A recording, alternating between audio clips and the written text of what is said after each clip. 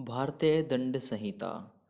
दोस्तों, ये एक ऐसा टॉपिक है जो आपके एसआई लेवल के एग्ज़ाम के लिए काफ़ी ज़्यादा उपयोगी और महत्वपूर्ण है। क्योंकि यूपीएसआई हो, एमपीएसआई हो, हरियाणा एसआई हो, दोस्तों सभी में भारतीय दंड संहिता पूरी तरीके से छाई रहती है। नमस्कार दोस्तों, मैं हूँ विनोद। स्वागत है आप सभी का आपके अपने यूट्यूब चैनल पब्लिक कैरियर में। दोस्तों, आज की इस वीडियो में हम आईपीसी अर्थात भारतीय दंड संहिता के बारे में पूरी डिटेल के साथ में बात करेंगे और साथ में एमसीक्यू क्वेश्चनों के साथ में इस वीडियो के जरिए भारतीय दंड संहिता से पूछे जाने वाले सभी उपयोगी प्रश्नों को कवर करेंगे। सबसे पहले हम भारतीय दंड संहिता को जान लेते हैं कि भाई कहते क्या हैं इसे अंग्रेजी में। दोस्तों, भारतीय दंड संहिता को अंग्रेजी में आईपीसी कहते हैं। आईपीसी अर्थात इंडियन पेनल कोड। ठीक है, इंडियन पेनल कोड। उर्दू में इसे ताज इरात ए हिंद। आप लोगों से पूछे भारतीय दंड संहिता को उर्दू में क्या कहते हैं, तो उर्दू में इसे ताज इरात ए हिंद कहते हैं। याद रखिएगा, आईपीसी में कुल मिलाकर 511 धाराएं हैं। धाराएं पूछ सकता है, कितनी धाराएं हैं? 511 है। अध्याय पूछे तो 23 अध्याय हैं, यानी 23 अध्याय हैं।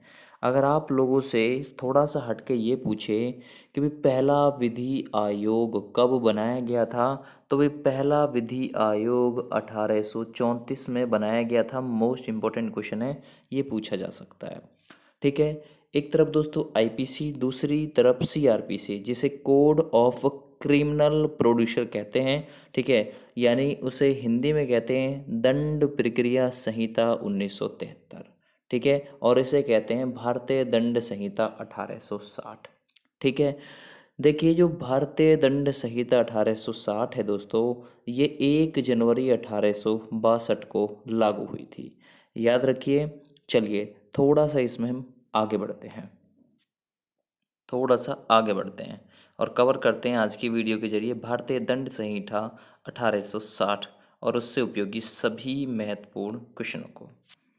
देखिए, भारतीय दंड संहिता ब्रिटिश संसद में 6 अक्टूबर 1860 को पारित की गई थी। तो कब? 6 अक्टूबर 1860 को। आईपीसी अर्थात इंडियन पेनल कोड को 1 जनवरी 1862 को लागू किया गया था। आप लोगों से पूछे लागू कब किया गया? 1 जनवरी 1862 को। आईपीसी अर्थात जिसे उर्दू में ताज इराते हिंद कहते हैं, इसमें कुल मिलाकर 23 अध्याय, 511 धाराएं हैं। आईपीसी का सबसे बड़ा अध्याय 17वां अध्याय है और आईपीसी का सबसे छोटा अध्याय 23वें नंबर का अध्याय है। ठीक है, आईपीसी जैसे प्रारूप को अपनाने वाले देश Myanmar, Malaysia, Singapore, Sri Lanka, Pakistan, Bangladesh और भारत इत्यादि हैं। ठीक है, चलिए तो थोड़ा सा इससे आगे और बढ़ते हैं और कवर करते हैं एमसीक्यू क्वेश्चन के साथ में आज की वीडियो को। देखिए, इससे पहले दोस्तों आप लोगों को मैं थोड़ा सा इसमें बता दूं सीआरपीसी के बारे में, यानी दंड प्रक्रिया संहिता 1973 के बारे में थोड़ी सी बात बता दूं।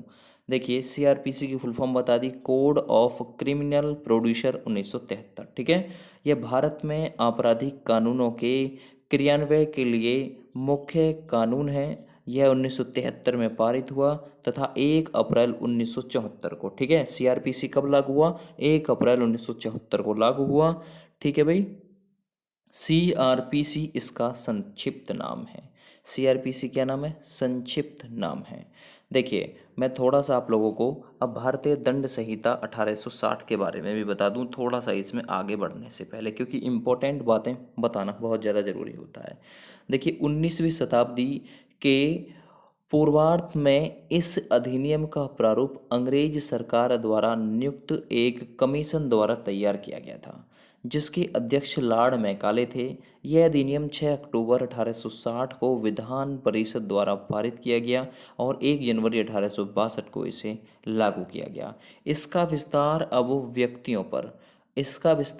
व्यक्तियों पर है जो भारत की सीमाओं के अंदर कोई भी ऐसा काम करते हैं कि जो अधिनियम के अनुसार अपराध घोषित किया जाए। यदि कोई विदेशी भी भारत में आता है तो उसे उसके लिए अनिवार्य है कि इस अधिनियम का उल्लंघन नहीं करेगा। अगर वह ऐसा करता है तो वह दंड का भागी होगा। उसका यह कहना कि उसको इस देश के कानून का ज्ञान नहीं था, किसी न्यायालय में मान्य नहीं होगा। केवल निम्न प्रकार के व्यक्तियों पर यह अधिनियम लागू नहीं होगा, जैसे कि राष्ट्रपति, राज्यपाल, ठीक है, विदेशी राज्य के अध्यक्ष, राजदूत, युद्ध की स्थिति में शत्रु की सेनाएं, ठीक है, शत्रु देश के जलयान, तो भाई इन पर यह लागू नहीं होगा। ठीक है, चलिए, तो अब हम क्वेश्चनों पर आ जाते हैं, जो मोस्ट इंपॉर्टेंट क्वेश्चन है। सबसे पहला सवाल है, भारतीय दंड संहिता 1860 को लागू करने की तिथि कौन सी है? देखिए कितने एग्जाम्स में ये पूछा गया है, तो इसलिए ये इंपॉर्टेंट क्वेश्चन बनता है क्योंकि ये काफ़ी सारे एग्जाम में पूछा जा चुका है, तो अभी भी पूछने में कोई डर नहीं लगेगा इसे। तो भाई भारतीय दंड संहिता 1860 को लागू करने की तिथि है 1 जनवरी 1862। ध्यान से कवर कीजिएगा, जल्दी जल्दी कवर कराऊंगा। भारतीय दंड संहिता 1860 को अधिनियम अधिनियम किया गया था। ठीक है, तो अधिनियम यानी कानून रूप से, यानी कानूनी रूप से इसे अधिनियम कब किया गया था? ठीक है, तो याद रखिए इसे कब किया गया था, 19वीं शताब्दी की बात है, 6 अक्टूबर। ठीक है, 6 अक्टूबर 1860 को इसे क्या किया गया था दोस्तों, इसे पारित किया गया था। याद रखिए 6 अक्टूबर 1860 को विधान परिषद द्वारा इसे पारित किया गया था और 1 जनवरी 1862 को इसे लागू कर दिया गया था। आगे बढ़ते हैं। भारतीय दंड संहिता 1860 की निम्न में से किस धारा में कार्य शब्द, यानी कार्य शब्द को परिभाषित किया गया है? कार्य शब्द को परिभाषित किया गया है धारा 32 में। ठीक है, धारा 32 में आप लोगों से पूछे क्या है, तो भाई धारा 32 में कार्य है। और धारा 33 में यदि आप लोगों से पूछे कि भाई धारा 33 में क्या है, तो भाई धारा 33 में है कार्य लोप। ठीक है, कार्य लोप, याद रखिए कार्य लोप धारा 33 में है। वहीं धारा 23 की बात करें तो धारा 23 में है दोस्तों सैदोष अभिलाभ। ठीक है, सैदोष हानि, सैदोष अभिलाभ प्राप्त करना, सैदोष हानि उठाना, इन सभी का वर्णन धारा 23 में है। वहीं धारा 24 की बात करें तो दोस्तों धारा 24 बेईमानी से संबंधित है। ठीक है, बेईमानी से संबंधित है धारा 24। आगे बढ़ते हैं। भारतीय दंड संहिता किसके द्वारा तैयार किया गया था? ठीक है, तो भारतीय दंड संहिता किसके द्वारा तैयार किया गया था? भारत के पहले विधि आयोग के द्वारा। ठीक है, भारत के पहले विधि आयोग के द्वारा इसे तैयार किया गया था। ठीक है, और मैंने आप लोगों को बताया था पहला विधि आयोग कब बनाया गया था, 1834 में पहला विधि आयोग बनाया गया था। तो इसलिए ये क्वेश्चन मोस्ट इम्पॉर्टेंट की कैटेगरी में आता है। अगला सवाल, अपराध एक ऐसा दोष है जिसकी अनुशस्ति दंड है और जो किसी सामान्य व्यक्ति द्वारा क्षम्य नहीं है। यदि वह क्षम्य है तो केवल सम्राट द्वारा। निम्नलिखित में से किस विधि शास्त्री ने ये चीज़ कही थी? तो ये बात कही थी दोस्तों, याद रखिएगा, कैनी ने। ठीक है, कि जो सम्राट है केवल अपराध को वो ही क्षमा कर सकता है, सामान्य व्यक्ति से क्षमा नहीं कर सकता, तो कैनी ने ये बात कही थी।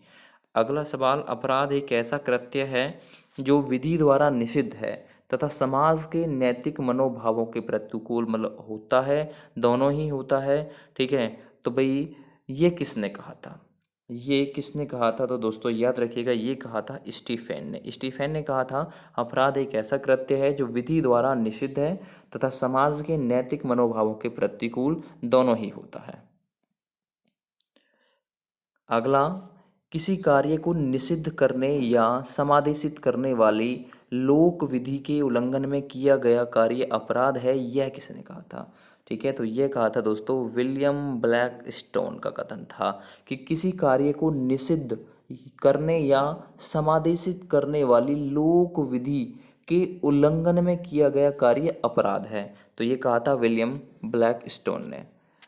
अगले सवाल की तरफ चलते हैं। प्राचीन समाजों में दंड विधि अपराध विधि नहीं बल्कि दोष विधि है, यह किसका कथन था? ठीक है, तो यह किसका कथन था दोस्तों? यह कथन था हेनरी मैन का। अगले सवाल की तरफ चलते हैं। एक अपकार जिसमें पैरवी शासन या उसकी अधीनस्थ व्यक्तियों द्वारा की जाती है अपराध है, यह कथन किसका है? एक अपकार जिसमें पैरवी शासन या उसकी अधीनस्थ व्यक्ति द्वारा की जाती है, ठीक है, तो यह अपराध है, यह कथन किसका है? तो भाई यह कथन है दोस्तों कीटन का, विकल्प सी सही है। ध्यान से सुन लीजिएगा, क्वेश्चन फंसेगा जरूर यूपीएसआई एग्जाम और जो एसआई के एग्जाम है वहाँ पर। विधि के प्रति विधि के प्रति कृत्यात्मक दृष्टिकोण को उजागर किया है। ठीक है, तो किसने उजागर किया है? इंग्लैंड की वुल्फडेन समिति ने। ठीक है, इंग्लैंड की वुल्फडेन समिति ने विधि के प्रति कृत्यात्मक दृष्टिकोण को उजागर किया है। अगले सवाल की तरफ चलते हैं। सही कथन को इंगित कीजिए। सही कथन कौन सा है इनमें से? सही कथन कौन सा है? ठीक है, अपराध अनिवार्यतः एक अनैतिक कृत्य है, अपराध एक यानी अवैधानिक कृत्य है। तो इंगित कीजिए सही कथन को। दोस्तों अपराध एक अवैधानिक कृत्य है, यही विकल्प इसमें बिल्कुल सही है। ठीक है, चलिए अगले सवाल की तरफ चलते हैं। आशय कार्य का लक्ष्य है, हेतु जिसका स्रोत्र है, यह कथन किसका है? आशय कार्य का लक्ष्य है, ठीक है, हेतु जिसका स्रोत है अर्थात कारण उसका स्रोत्र है, यह कथन किसका है? तो यह कथन दोस्तों किसका है? यह कथन है ऑस्टिन का, विकल्प सी सही है। चलिए दोस्तों अगले सवाल की तरफ चलते हैं। भारतीय दंड संहिता 1860 की धारा 1 संबंधित है, तो धारा 1 किससे संबंधित है? संहिता के नाम और उसके परिवर्तन के विस्तार से। अगले सवाल की तरफ चलते हैं। किस पर भारतीय दंड संहिता लागू नहीं होती?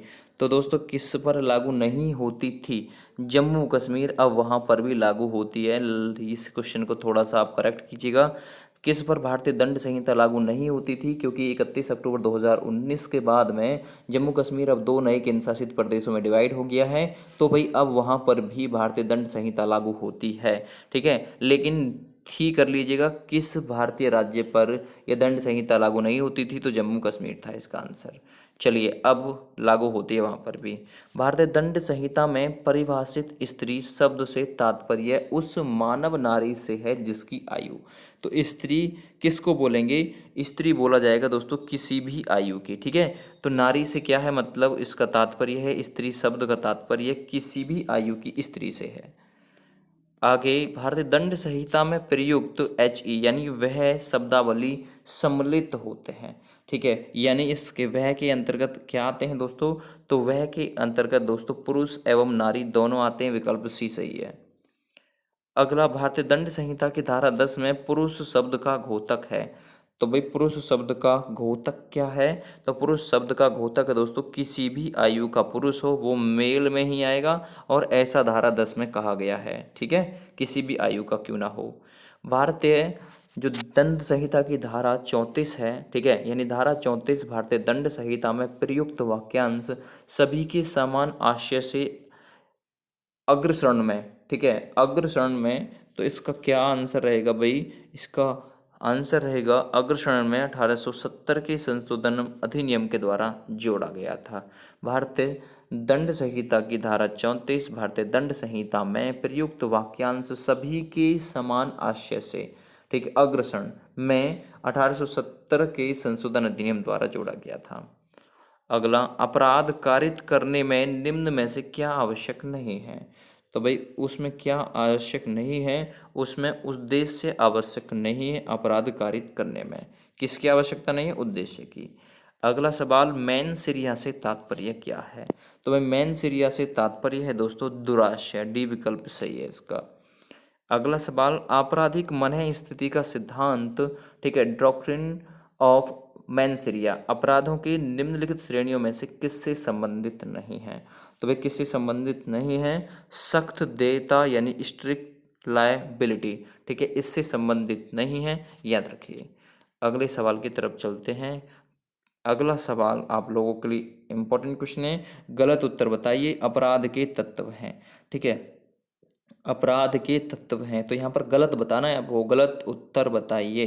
तो भाई अपराध के यानी ऐच्छिक या अनैच्छिक, याद रखिएगा बी विकल्प सही है इसके लिए। अगला सवाल, अपराध की आवश्यक तत्व है। अपराध की आवश्यक तत्व हैं दोस्तों आशय एवं कृत्य। अगला सवाल, सामान्य आशय से संबंधित प्रावधान आईपीसी की किस धारा में दिया हुआ है? तो भाई आईपीसी की धारा, सामान्य आशय से संबंधित प्रावधान आईपीसी की किस धारा में दिया गया है? तो वो दिया गया है धारा 297 यानी 297 में, याद रखिए। अगले सवाल की तरफ चलते हैं। कौन सा अपूर्ण अपराध है? तो कौन सा अपूर्ण अपराध है दोस्तों? आपराधिक पर्यंत, मतलब आपराधिक प्रयत्न, आप लोगों ने आपराधिक प्रयत्न किया, ठीक है, तो ये किस में आएगा? वो है अपूर्ण अपराध। अगला, भारतीय दंड संहिता के प्रयोजनार्थ इस संहिता में किए गए कार्यों का निर्देशन करने वाले शब्दों, तो करने वाले शब्दों का विस्तार स्वेच्छाकारियों एवं स्वेच्छालोपों से है। याद रखिएगा, भारतीय दंड संहिता के प्रयोजनार्थ इस संहिता में किए गए कार्यों का निर्देशन करने वाले का विस्तार स्वेच्छा या कार्यों एवं स्वेच्छा लोपों से है। अगला सवाल कवर करेंगे। सूत्र नलम क्रीमेन सीने ले ले, नल्ला पोइना सीने ले ले, ये निम्न में से क्या अभिप्रेत नहीं है? ठीक है, तो भैया क्या विपरीत नहीं है? विधि की अधिमान्यता यानी नॉन स्टेबिलिटी, इसके अंतर्गत यह नहीं आता है। अगला सवाल, आपराधिक दायित्व से इस सिद्धांत की केवल कृत्य ही नहीं, ठीक है, आपराधिक दायित्व से इस सिद्धांत की केवल कृत्य ही नहीं दोषपूर्ण मन स्थिति को भी विकसित किया गया, ठीक है, को भी विकसित किया गया, तो कॉमन लॉ न्यायालयों के द्वारा विकसित किया गया। अगला सवाल करेंगे, आपराधिक विधि के विषय में लेखकों में से कहा गया है कि यह सूत्र की x non face it रियम नीसी main seat रिया, ठीक है, मेन सिट रिया अधिक मतलब आपराधिक विधि का एक प्रमुख सिद्धांत है। इस सूत्र को केवल इंग्लैंड के न्यायालयों ने ही स्वीकार किया है, अभी तो हमारे स्वयं के न्यायालयों ने भी मान्य किया है। अपराध में दो आवश्यक तत्व, प्रथम शारीरिक तत्व और द्वितीय मानसिक तत्व हैं। ये किसने कहा है? तो ये दोस्तों ये आर.सी. निगम ने कहा है। अगला सवाल, कौन अपराध का आवश्यक तत्व नहीं है? मोस्ट इंपॉर्टेंट क्वेश्चन, अपराध का आवश्यक तत्व कौन सा नहीं है? ठीक है, तो अपराध का आवश्यक तत्व दुराशय को पूरा करने के लिए चाहे कार्य व्यक्ति द्वारा किया जाए अथवा नहीं, ये दोस्तों अपराध का आवश्यक तत्व नहीं है। अगला सवाल, किसने अवधारिता किया कि भारतीय दंड संहिता में एक्स नन, ठीक है, फैसिट रिया यानी निसी मेंसिट रिया जैसी उक्ति पूर्णतः अप्रासंगिक हैं? तो किसने किया था दोस्तों? ये किसने बोला था? यानी उपयुक्त सभी ने ये बात बोली थी, ठीक है, उपयुक्त सभी ने ये बात बोली थी। अगला सवाल, आपराधिक दायित्व की आवश्यक शर्तें हैं। तो भाई आपराधिक दायित्व की आवश्यक शर्तें क्या है? ठीक है, इस बात का ज्ञान की कारित कार्य विरुद्ध है। याद रखिएगा, आपराधिक दायित्व की आवश्यक शर्तें हैं कि इस बात का ज्ञान की कारित कार्य विधि विरुद्ध है, ठीक है, ये आपराधिक दायित्व की आवश्यक शर्तों के अंतर्गत आएगा। कौन आपराधिक दायित्व की आवश्यक शर्त नहीं है? तो कौन सी आपराधिक दायित्व की आवश्यक शर्त नहीं है? कार्य का विधि द्वारा प्रतिषिद्ध होने का ज्ञान, ठीक है, ये आपराधिक दायित्व की आवश्यक शर्त नहीं है। नेक्स्ट, किस परिस्थिति में अपराध गठित हो सकता है यद्यपि कि कार्य आपराधिक आशय से नहीं किया गया था?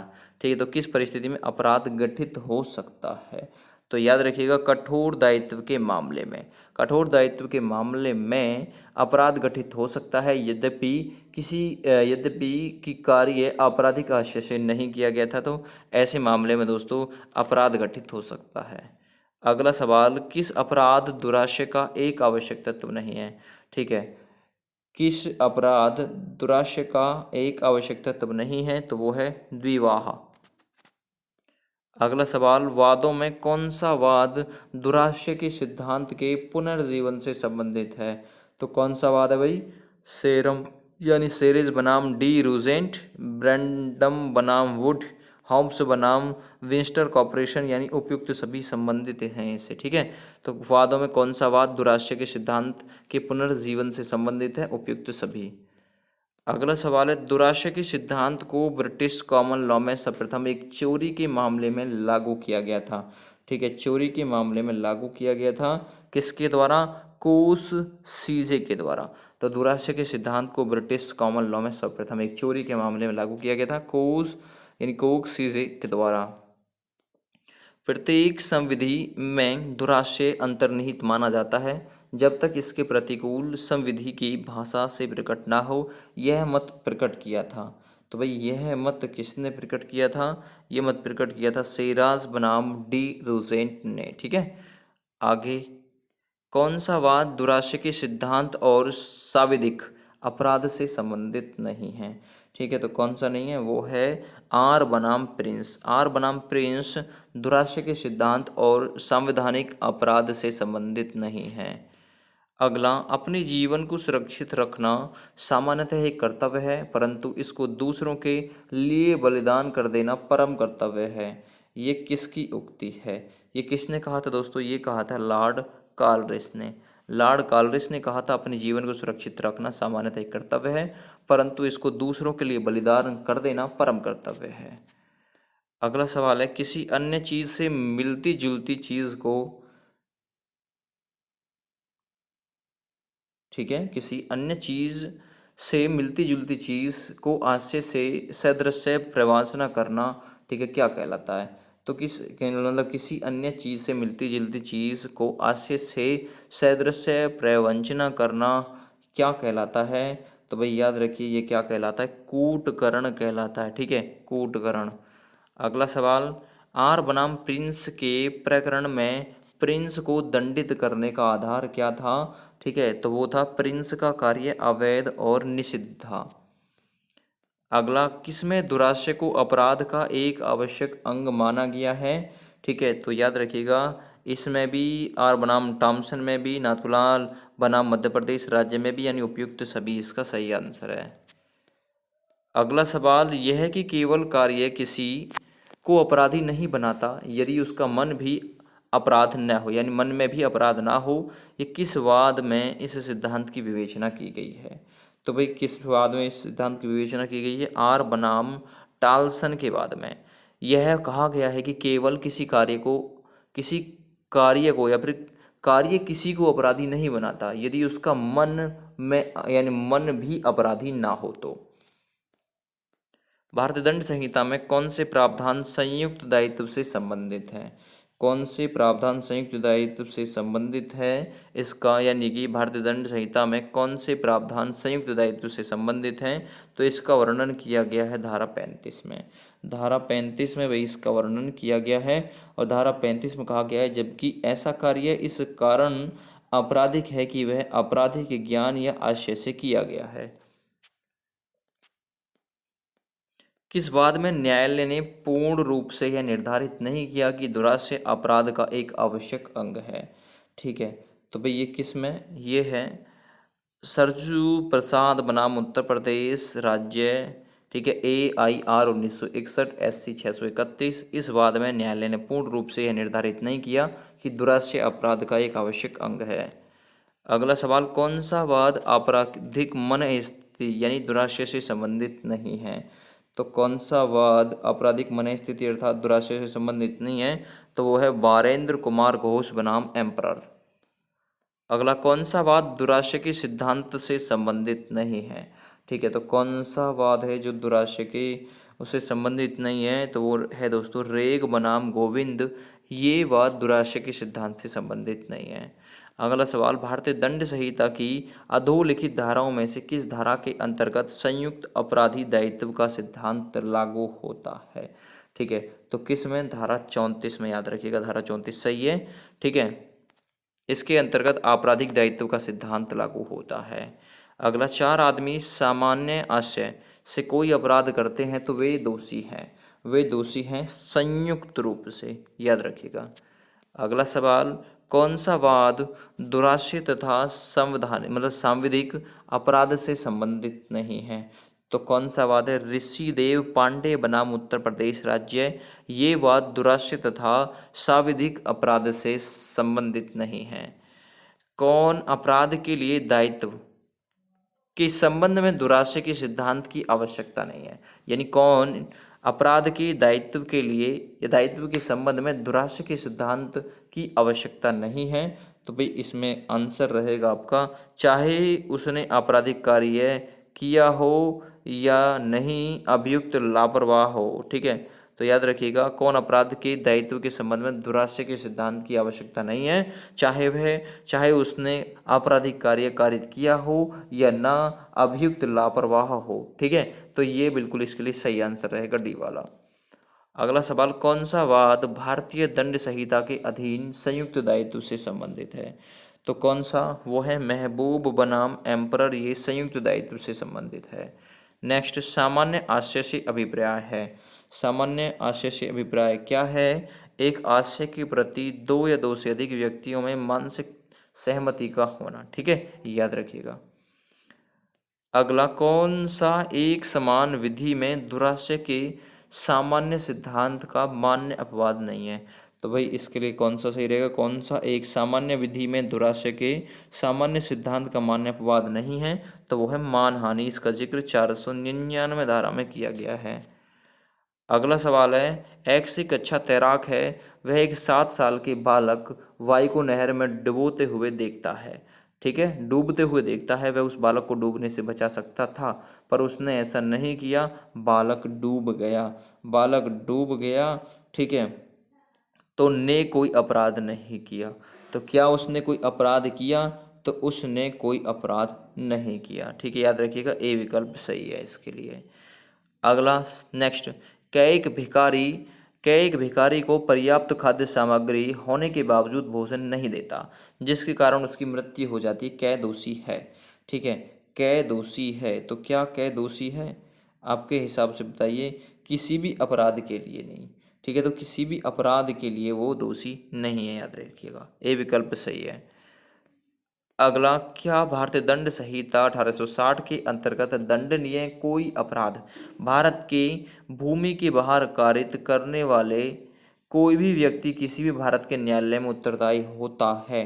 ठीक है, तो क्या ऐसा है? उत्तरदायी होता है केवल यदि वह भारत का नागरिक हो तब। ठीक है, तो क्या भारतीय दंड संहिता 1860 के अंतर्गत दंडनीय कोई अपराध भारत की भूमि के बाहर कारित करने वाले कोई भी व्यक्ति, किसी भी व्यक्ति, ठीक है, भारत के न्यायालय को उत्तरदायी होता है केवल यदि वह भारत का नागरिक हो तब। अगला, कै जो भारत का नागरिक है युगांडा में हत्या करता है, वह दिल्ली में पकड़ा जाता है और हत्या के आरोप में वह, ठीक है, तो हत्या के आरोप में वह दिल्ली में विचारित और दोष सिद्धि किया जा सकता है, याद रखिएगा। नेक्स्ट, भारतीय दंड संहिता की किस धारा में या फिर धारा के अनुसार इस संहिता के उपबंध भारत में स्थित कंप्यूटर साधन को लक्ष्य करके भारत के बाहर और परे किसी स्थान में अपराध कारित करने वाले किसी व्यक्ति द्वारा किए गए अपराध को भी लागू होगा। ठीक है, तो धारा 4 के भाग 3 में वर्णित किया गया है कि भारतीय दंड संहिता की धारा 4 के अनुसार इस संहिता के उपबंध भारत में स्थित कंप्यूटर संसाधन या साधन को लक्ष्य करके भारत के बाहर और परे किए गए स्थान में अपराध कारित करने वाले किसी व्यक्ति पर किसी अपराध को भी लागू होगा या फिर उस पर अपराध जो लागू होंगे, इसका वर्णन धारा 4 के भाग 3 में कहा गया है। अगला, एक भारतीय नागरिक ने इंग्लैंड में अपनी पत्नी की हत्या कर दी। ठीक है, क्या उसे भारत में विचारित किया जा सकता है? ठीक है, तो हाँ, भारतीय दंड संहिता की धारा 4 के अंतर्गत किया जा सकता है। भारतीय दंड संहिता में पुल्लिंग वाचक शब्द प्रयोग किए गए हैं। तो वे पुल्लिंग वाचक शब्द हर व्यक्ति, चाहे वो नर हो या नारी हो, उसके लिए प्रयोग किए गए हैं। अगला, भारतीय दंड संहिता में स्त्री शब्द का घोतक क्या है? वे भारतीय दंड संहिता में स्त्री शब्द का घोतक है जन्मजात बालिका सहित किसी भी आयु की महिला। नेक्स्ट, पुरुष परिभाषित है। तो जो पुरुष परिभाषित है दोस्तों, ये भारतीय दंड संहिता की धारा 10 में परिभाषित है। नेक्स्ट, किस धारा में दी गई व्यक्ति की परिभाषा की प्रकृति को देखते हुए मानव वध को एक व्यक्ति द्वारा एक व्यक्ति की हत्या के रूप में परिभाषित नहीं किया जा सकता? तो भाई किस धारा में दी गई व्यक्ति की परिभाषा की प्रकृति को देखते हुए मानव वध को एक व्यक्ति द्वारा एक व्यक्ति की हत्या के रूप में परिभाषित नहीं किया जा सकता? तो भारतीय दंड संहिता की धारा 11 में इसका जिक्र किया गया है। भारतीय दंड संहिता की किस धारा में भारत को परिभाषित किया गया है? मोस्ट इंपॉर्टेंट, तो भारत को जो परिभाषित किया गया है धारा 18 में परिभाषित किया गया है भारत को। भारतीय दंड संहिता के अंतर्गत सरकार शब्द का घोतक क्या है? सरकार शब्द का घोतक क्या है भारतीय दंड संहिता? ठीक है, तो इसका मतलब है केंद्र सरकार या राज्य सरकार का। भारतीय दंड संहिता में न्यायालय यानी कोर्ट ऑफ जस्टिस शब्द का घोतक क्या है? ठीक है, तो ऐसे न्यायाधीश का जिसे केवल न्यायांकित कार्य करने हेतु विधि द्वारा अधिकृत किया गया है। तो भारतीय दंड संहिता में न्यायालय यानी कोर्ट ऑफ जस्टिस शब्द का घोतक ये है जो विकल्प सी में दे रखा है। अगला, भारतीय दंड संहिता की किस धारा में लोक सेवक को परिभाषित किया गया है? तो लोक सेवक को धारा 21 में परिभाषित किया गया है। अगला, कौन सी संहिता या फिर कौन संहिता की धारा 21 के अर्थ के अंतर्गत लोक सेवक नहीं है? तो वो है दोस्तों, ठीक है, कौन लोक सेवक नहीं है, तो इनमें से कौन सा है? वो है विधायक, विकल्प सी सही है। अगला सवाल, निम्न में से कौन लोक सेवक नहीं है? तो बीमा कंपनी का सर्वेक्षण दोस्तों एक लोक सेवक की कैटेगरी में नहीं आएगा। अगला सवाल, भारतीय दंड संहिता की 1860 की धारा 21 के अनुसार निम्न में से कौन लोक सेवक नहीं है? तो वह पद स्थापन पर नियुक्त सरकारी कर्मचारी, ये लोक सेवक नहीं होगा। अगला सवाल, एक लोक सेवक नहीं है, तो लोक सेवक नहीं है सहकारी समिति का सचिव।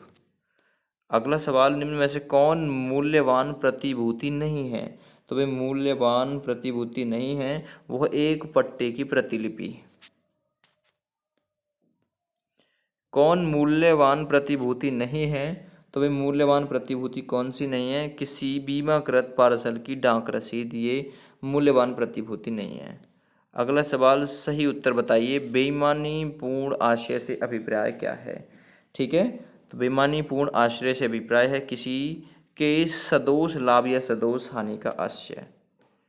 अगला सवाल है, कपटपूर्ण को भारतीय दंड संहिता की किस धारा में आशय से कपट करना लेकिन अन्यथा नहीं के रूप में परिभाषित किया गया है? ठीक है, तो धारा 25 इसके लिए सही आंसर है, धारा 25। कपटपूर्ण को भारतीय दंड संहिता की धारा यानी किस धारा में आशय से कपट करना लेकिन अन्यथा नहीं के रूप में परिभाषित किया गया है? तो धारा 25। भारतीय उच्चतम न्यायालय के द्वारा बेईमानी से कपटतापूर्ण के बीच एक स्पष्ट अंतर का संप्रेषण किया गया है। तो ये बिमला देवी बनाम दिल्ली प्रशासन इस विवाद में कहा गया है। भारतीय उच्चतम न्यायालय के द्वारा बेईमानी से कपटपूर्ण के बीच एक स्पष्ट अंतर का संप्रेषण बिमला देवी बनाम दिल्ली प्रशासन वाद में किया गया है। भारतीय दंड संहिता के अंतर्गत यदि संपत्ति किसी व्यक्ति के निमित्त उस व्यक्ति के कब्जे में है तो उस व्यक्ति के कब्जे में, तो इस व्यक्ति के कब्जे में, याद रखिएगा, की पत्नी। भारतीय दंड संहिता के अंतर्गत यदि संपत्ति किसी व्यक्ति के निमित्त उस व्यक्ति के कब्जे में है तो वह उस व्यक्ति के कब्जे में है, तो किस व्यक्ति यानी की पत्नी के, तो बिल्कुल सही आंसर है की पत्नी। भारतीय दंड संहिता के अंतर्गत कूटकरण परिभाषित है। तो कूटकरण दोस्तों परिभाषित है धारा 28 में, विकल्प बी सही है। तो ये कुछ इंपॉर्टेंट क्वेश्चन थे आप लोगों के लिए।